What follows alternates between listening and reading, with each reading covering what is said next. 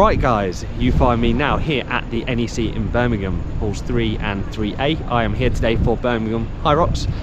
It is the first event of the UK 23-24 calendar, and I am out shortly in the men's opens. I've come a little bit early to get registered, have a little walk around, watch a little bit of the racing, see what's cracking off. Before and after, I'll be supporting all the friends that I know are going to be here, both in real life and just through Facebook and the forum and whatnot. I'm very excited to support as many people. I hope you all have a fantastic race. I'm going to go in there, hopefully scream until my voice is lost. So let's get into registration. Alright guys, so like I do at every Hyrox, I walk the floor beforehand just to absorb some of the atmosphere, see some of the other athletes competing.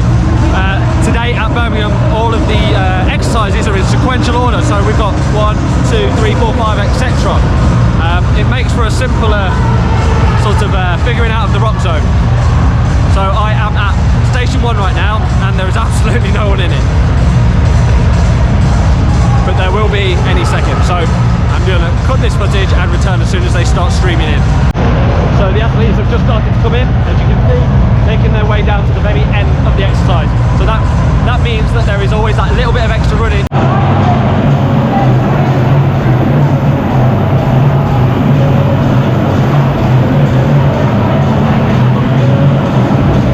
So the people that are in this are the start wave for the men's open, the very first couple of waves.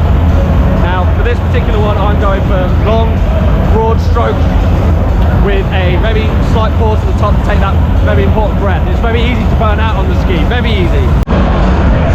So I am at the sled push, station number 2. As you can see, they're in full flow now. Now there's a couple of different techniques. The ones that have these sleds at their gyms often push from the shoulder. The sled I have is slightly wider, so I push from the hands. And every now and again you see someone pushing long arm.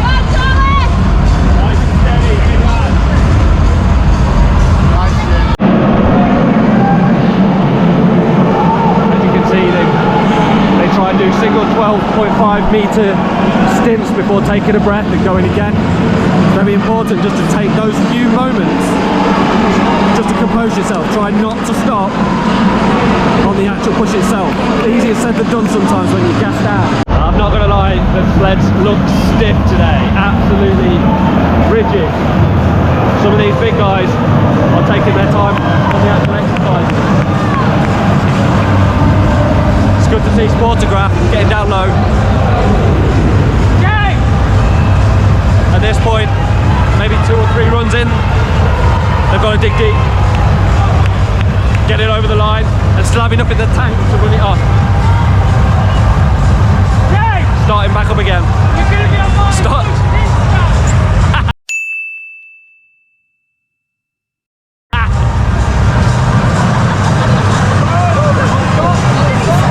Just got recognised. I'm going to say hello to this guy. What's his name? James. James! James! James! Run! Run! Come on, James. He's not running. James! He only signed up 3 days ago. So oh no. He's not prepped. If he's not prepped, that is a good effort. Well done, James. Sorry, I thought you'd been training all year, bud. I was just shouting at a poor guy called James because someone had recognised me. But apparently he only signed up 3 days ago. How insane is that, to come to something like this with only 3 days training? Insane, right, everyone is shifting now onto the sled pull, which after the back of the sled push is really quite taxing back to back. Moving swiftly on from the sled push, we're moving on to the sled pull. And the lads are just running in now.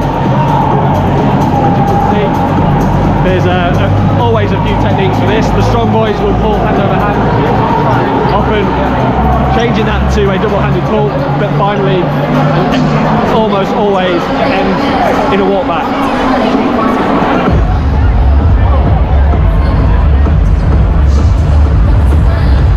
Yeah, that walk back will become very important to most blokes as they pass through this exercise. Well, most people, in fact. It's just the blokes that are out now. So sled pull. Like I mentioned up there, but I'll reiterate, it's important to know the different ways to pull the rope. Stage 1. Most guys, and certainly those with masculinity complex or an ego, will pull hand over hand. They think you can do it with your biceps, but very few people will be able to pull with their biceps for the entire thing. I expect most will resign to a double-handed pull, this fella, and then before long that will change into a walk back. So both hands on the rope, walking from the front of the box to the back of the box. This is particularly geared up towards probably the heavier athlete, because the lighter guys are always going to be fighting it on all fronts. The lighter guys, you know, this fella here, he must be 70 kilos, and he's struggling with this particular one. He may then have an advantage over the more dynamic exercises, such as the burpees, but we'll get onto them in a minute. Okay, burpees. Oh, bloody nightmare every time. Every time I've ever done them, they start off really positive, but by about here, after about 12, 13, 14 burpees, it's awful. There's no way to dress it up. This is the worst part of every single Hyrox for me, and I wish they replaced it with something like an exercise bike. But the positive to this exercise is that it signifies the halfway point is done. When you come off this, halfway is done. And the next one is rowing and then farmers, so you get a couple of good stations after this. But running after this is hard work, but you gotta do it. So I've just bumped into Mark Lewis, who is a bit of a prolific player in the terms of Hyrox. He is here supporting his son today, who has been training up to this for the last 8 weeks from scratch. So it's a bit of a baptism of fire for him. Go on, you can do it, mate. Alright, so moving swiftly on from the burpees onto the row.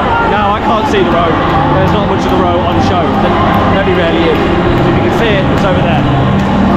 It's not a very interesting thing to film, so I'm not going to film it. Everyone knows how to do a row machine, it's just the pace differentiates how you do on the day. Now, John Stevenson might disagree with me, but I generally aim for the 4 minutes, whether I hit it or not. That's kind of a moderate pace. I will try to be energy conservant, John, I promise. I will do my best, okay? I will do my best. Now, I am on the farmer's carry now, and this is one of my favourites. Basically, because it's about picking the weight up, carrying it, and just not putting it down. Obviously, if you have to put it down, that's fine, but try and minimise that, because every second it's down is a second burned. Biggest piece of advice: work on grip strength beforehand and use a handful of chalk before you pick them up, because they will be greasy, they will be oily from like lots of other people using them. So it's really worth that extra second just to chalk your hands, so you don't have to put them down as frequently against your will. Okay, so lunges. Let's talk about lunges.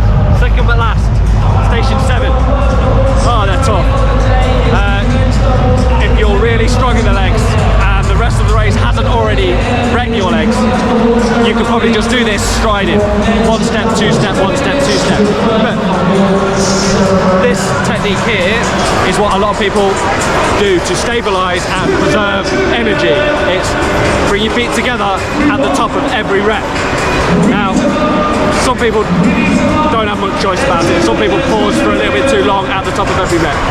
But this is one of those stations that you just have to survive. So, over this side, we have stations 1 through 7. And over this side, we have the final and 8th exercise, which is the wall balls. And it's one of the worst, absolute worst. So, it's always super loud at the end. I don't know if you can even hear me for the wall ball. Okay, so it is all kicking off, all over the place. The men's opens are just starting to come in, and there is bit news at the front. Ah, it's so loud. So loud. Yeah, so a lot of boys in the men's open are coming in now. Mainly the fittest dude. Mainly the fittest dude. Such a good atmosphere here. Very much looking forward to getting out and grafting. everybody that is out here now, today. You are doing amazing. Keep at it. I will see you out on the course. Like and subscribe.